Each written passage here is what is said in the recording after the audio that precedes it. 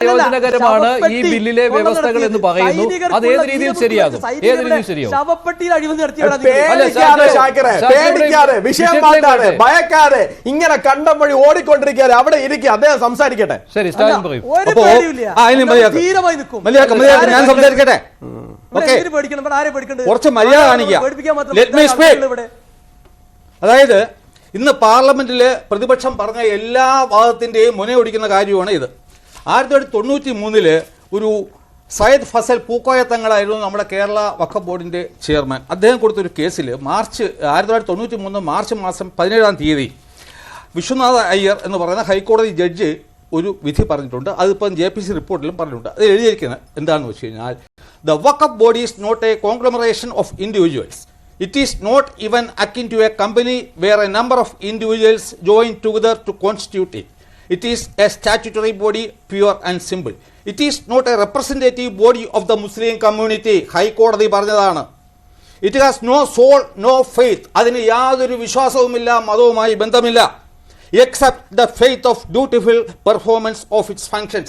അത് അതിന്റെ ഡ്യൂട്ടി ചെയ്യുക എന്നുള്ളത് മാത്രമാണ് അതിന്റെ കർത്തവ്യം. അതിന് മതവുമില്ല, അഡ്മിനിസ്ട്രേറ്റീവ് ഡ്യൂട്ടി മാത്രം. പിന്നെ ഇപ്പോഴുള്ള വഖഫ് ആക്ടിന്റെ സെക്ഷൻ 38 പറയുന്നു, വഖഫ് ബോർഡിന്റെ CEO ഓരോ വഖഫിന്റെയും മതപരമായ ഓരോ കാര്യത്തിലും ഇടപെടാൻ പാടില്ല.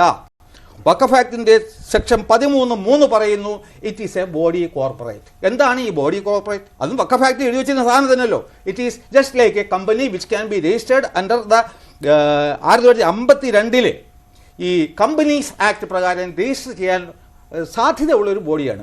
അവിടെ കിട്ടി. പക്ഷേ ഈ മുസ്ലിങ്ങൾക്ക് കൂടി സഹായകരമാണ് ഈ ഭേദഗതി എന്ന് പറയുന്നതിന് ഏതു തരത്തിൽ ന്യായീകരിക്കാൻ പറ്റും? എന്നോടാണ്. അതെ, ഇപ്പോൾ തോന്നി ഇവിടെ നോക്കൂ, നമ്മുടെ കേരള വഖഫ് ബോർഡിൽ ഇവിടെ കേരളത്തിൻ്റെ അത് ഒരുപാട് സുന്നി കാണും, ഷിയ കാണും, പല ഇതുമുണ്ട്. എത്ര പേരുണ്ട്? പിന്നെ ബാക്കി ഉള്ള സമുദായത്തിലുള്ള ആൾക്കാർ എത്ര പേരുണ്ട്?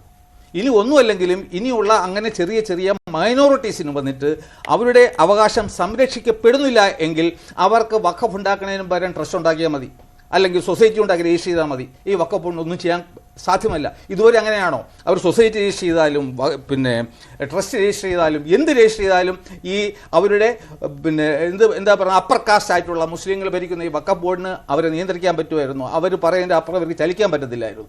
അപ്പോൾ ഇപ്പോൾ വന്ന അവശത അനുഭവിക്കുന്ന മുസ്ലിം കമ്മ്യൂണിറ്റിക്ക് വേണമെങ്കിലും ഇൻസ്റ്റെഡ് ഓഫ് മേക്കിംഗ് എ വഖഫ് അവർക്ക് ഒരു ട്രസ്റ്റ് ഉണ്ടാക്കാം, ഒരു സൊസൈറ്റി ഉണ്ടാക്കാം, അവർക്ക് അവരുടെ കാര്യം നടത്താം. ഈ വഖഫ് ബോർഡിന് അവരെ പിടിക്കാൻ സാധ്യമല്ല. അപ്പോൾ അവർ രക്ഷപ്പെടില്ലേ? അപ്പോൾ വഖഫ് ബോർഡിന്റെ അധികാരങ്ങൾ ഏകദേശം ഇല്ലാതായി എന്ന് പറയേണ്ടി വരും ഈ ബില്ല് നിയമമായി കഴിഞ്ഞാൽ. അല്ലെങ്കിൽ തന്നെ ഈ വഖഫ് ബോർഡിന് ഒരു അധികാരവുമില്ല. എന്താണ്? നിലവിലുണ്ട്, നിലവിൽ എല്ലാ അധികാരവും. അല്ലല്ല, അതാണ് 95 കൊണ്ടുവന്നത്. അല്ലെങ്കിൽ it is just A supervisory body. ഒരു വഖഫ് ഉണ്ടായി കഴിഞ്ഞാൽ അതിൽ കുറെ പർപ്പസും ലക്ഷ്യങ്ങളും ഈ ഇൻകം എങ്ങനെ ചെലവാക്കണമെന്ന് പറയും.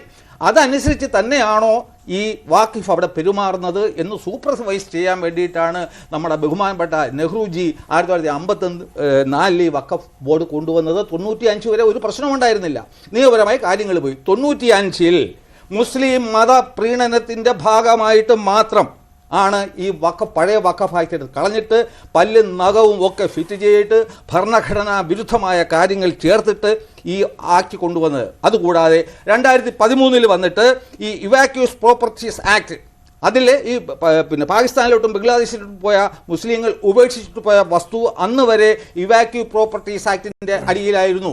ഈ വസ്തുക്കൾ വന്നിട്ട് ഇത്രയും ലക്ഷക്കണക്കിന് ഏക്കർ വസ്തു വന്നിട്ട് വഖഫ് ബോർഡിന് കൊടുക്കാൻ വേണ്ടിയിട്ട് 2013 108A കൊണ്ടുവന്നത്. അതായത് ഈ വഖഫ് ആക്ടിന് ഇന്ത്യ മഹാരാജ്യത്തിലുള്ള മറ്റെല്ലാ നിയമത്തിനും എതിരെ ഓവർ റൈഡിങ് കപ്പാസിറ്റി കാണുമെന്ന്. ഇതാണോ നമ്മുടെ ഭരണഘടന വിഭാവന ചെയ്യുന്ന നിയമം?